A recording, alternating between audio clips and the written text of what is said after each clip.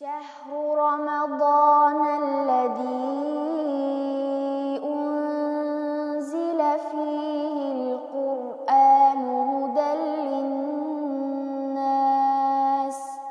شهر رمضان الذي أنزل فيه القرآن هدى للناس وبينات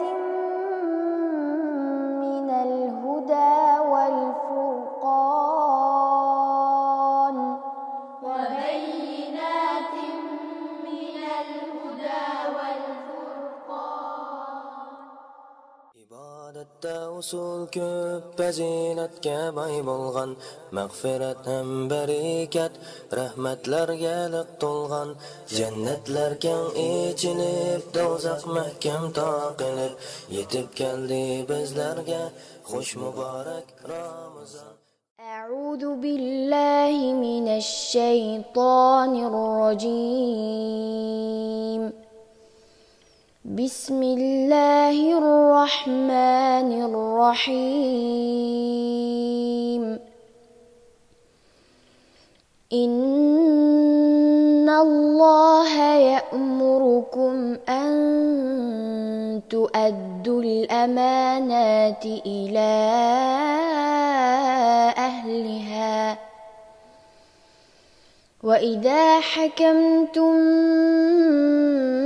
بين الناس أن تحكموا بالعدل.